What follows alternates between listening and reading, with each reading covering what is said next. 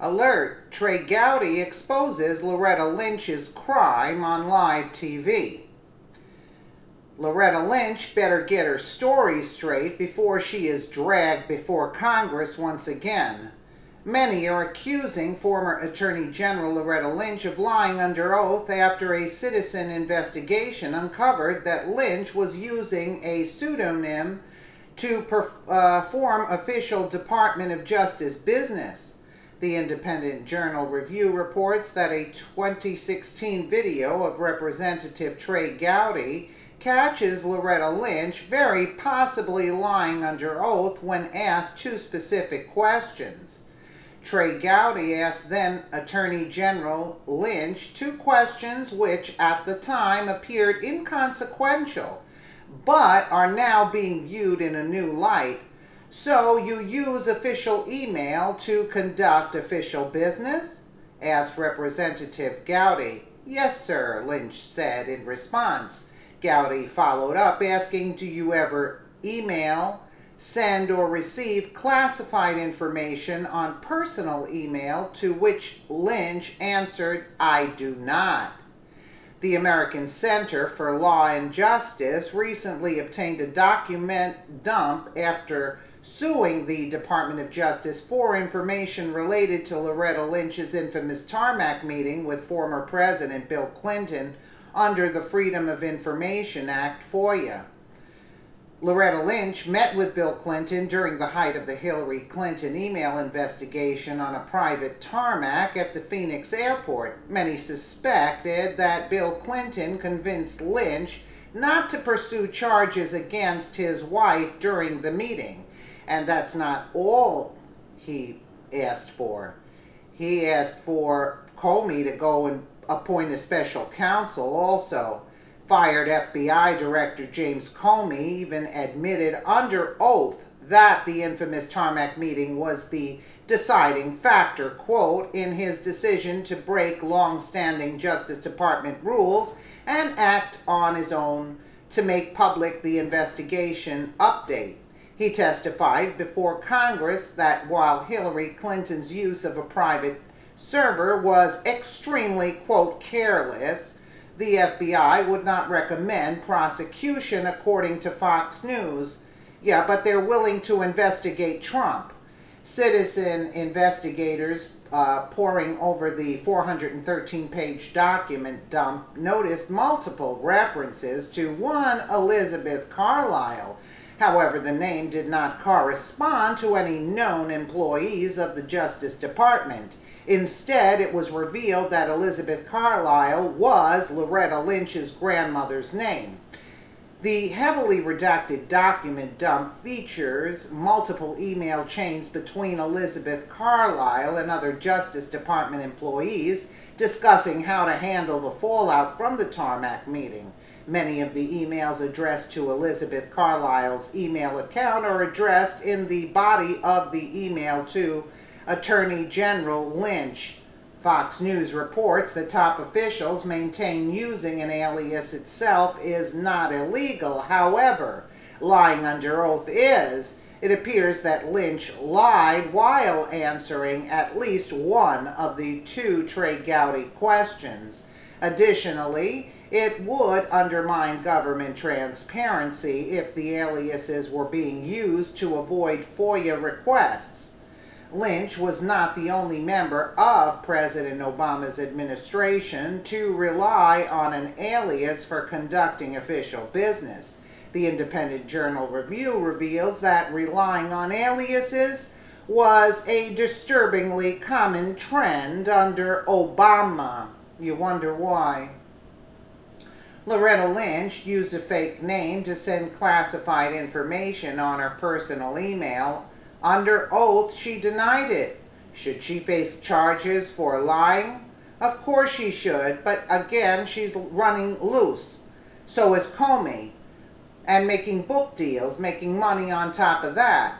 Loretta Lynch's predecessor, former Attorney General Eric Holder, another criminal in charge, replied on at least 3 pseudonyms for conducting official business.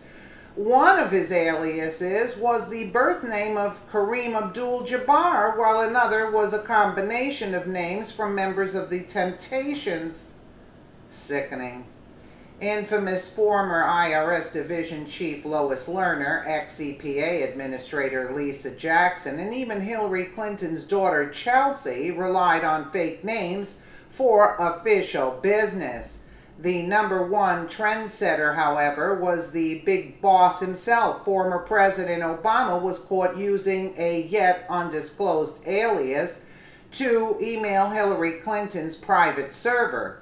The irony here is that the Obama administration continually insisted that they were the most, quote, transparent administration in U.S. history. Yeah, right. Yeah, right. But I'd like to see who's going to step up to the plate and prosecute these criminals. If you want to take a listen, this was last year's, but where's she as safe as possible. Thank you so much. I yield back, Mr. Chair. Chair thanks the gentlewoman and recognizes the gentleman from South Carolina, Mr. Gowdy, for 5 minutes. Thank you, Mr. Chairman. Madam Attorney General, the central issue to me is this perception, frankly rooted in some realities of a dual-track or two-tiered justice system. And I know that you have dedicated your career to the pursuit of justice. I know you work for a blindfolded woman who's holding nothing but a set of scales. And I think it's important that she's blindfolded because she shouldn't see the race, the gender, the socioeconomic status, the fame or lack of fame of the person in front of her. And I'm sure you've experienced it like some of the rest of us. It's not just the suspect or the target or the defendant. The witnesses have to have confidence in the justice system. The jurors have to have confidence in the justice system. The public has to have confidence in the justice system. So this dual track, different set of rules for certain people than for others. It frankly should not matter whether you are running for president or running late to a kid's ball game. The same rules ought to apply to everyone. So let me ask you this. Why do you think it's important to use official email to conduct official business?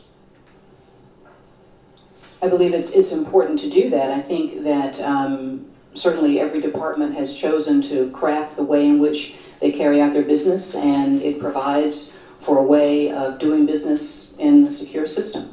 So you use official email to conduct official business? Yes, sir, I do. Okay.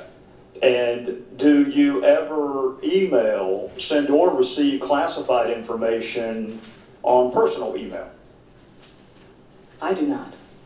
I doubt you even use your USDOJ.gov account to send classified information, do you? We have separate systems. Right. So there would be a separate classified system for that. Right. So not only do you not use personal email to do it, you don't even use your USDOJ.gov. You have a separate dedicated system to handle classified information. Why?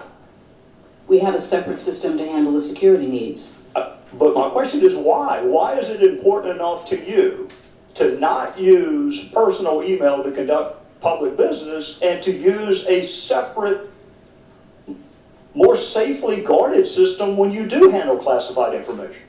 That is the practice that I've certainly always followed. But it's not just it's not just a personal preference. Because they don't want the people to know their crooked dealings pay for play. That's why they have these separate servers. No, it allows for the protection of the information, both on a regular system, because again, that's still sensitive, law enforcement types of matters, and then a classified system for separately classified information. What element do you think was lacking in the statutes that you evaluated as it relates to Secretary Clinton? So let me, again, as I've indicated before, and I want to make it clear. Yeah, she wants to make it clear, all right. Unbelievable. She should be under arrest already. That's why they use their private servers that nobody knew about. Let us know what you think in the comments below. And again, thank you so much for watching.